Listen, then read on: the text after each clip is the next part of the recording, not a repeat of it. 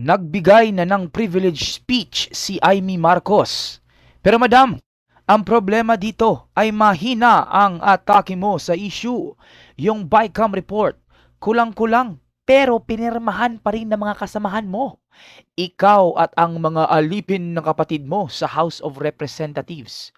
Alam mo, kung hindi pa nagsalita ang isang congressman tungkol dito, hindi mo magagawang pag-usapan ito sa media.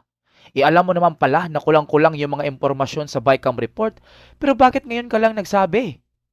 Makikita po ninyo hindi ako pumirma, kaya itanong na lang ninyo sa ibang senador kung anong kababalaghan kung meron nga.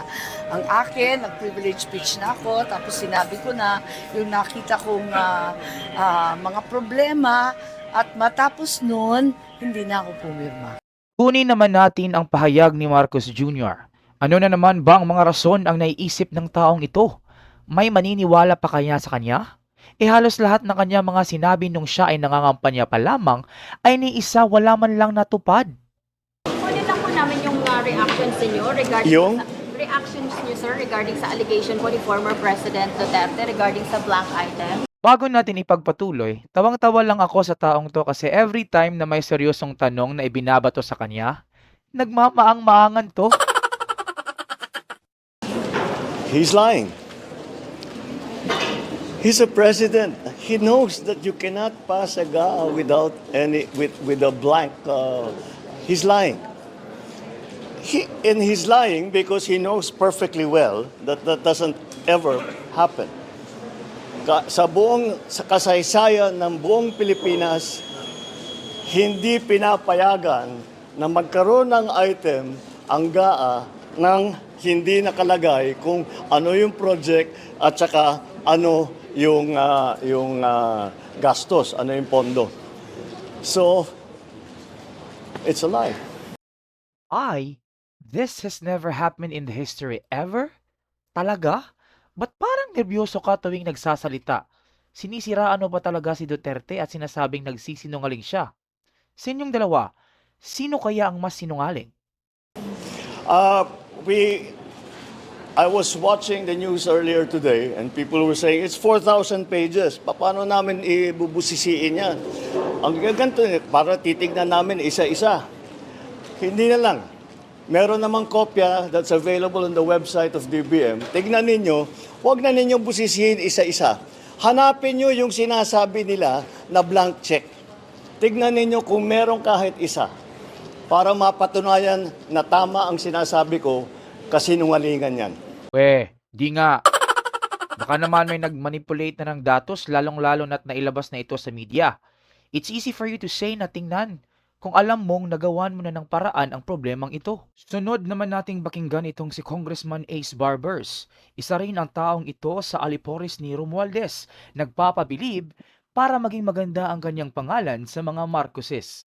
Yun nga ang mahirap may nagsasabing blanco pero wala namang batas. Remember, the General Appropriations Act is a law, no?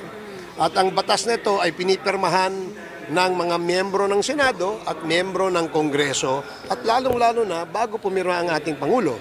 No? In this case, maraming pumirma, maraming nakakita, maraming tumingin. Bakit isang quarter lang yung nagsasabing blanco ito? No? There's no law that has been signed by the President that has nothing in it. No? As far as we are concerned, in my experience as a legislator, lahat po ng pinirmahang batas ay kumpleto po yan. So yung ratified version daw, yung ratified version yung ng BICAM. Still, the President will have to sign the ratified version. Nakita niyo po ba yung copy ng bago ni-ratify ng BICAM? No, I haven't seen that. I haven't seen the copy. Sir, sa Barayuga lang, sir. Barayuga case.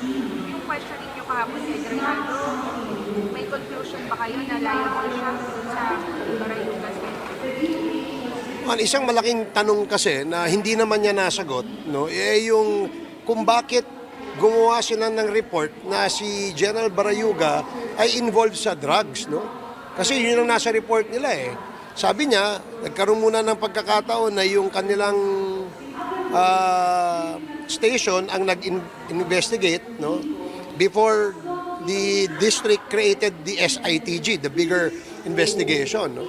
So, meron silang nirefer na mga report. Ang sabi nila doon, na personal grudge daw ang motive or work-related, no? But belatedly, there was a report that he was involved in illegal drugs. So obviously, merong ginawang pagtatakip, no?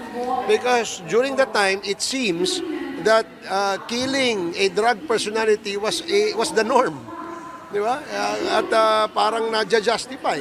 So bakit ganun, di ba? So may ginawang pagtatakip doon sa report na yon, itong si Colonel Grijaldo. So ano magiging recommendation ng Juan? Oh well, we're still studying ano yung pwede naming ma-recommend na sa aming committee report, you will see. Kayo mga Kapinoy, ano ang opinion nyo tungkol dito? I-comment sa baba at huwag kalimutang mag-like at subscribe.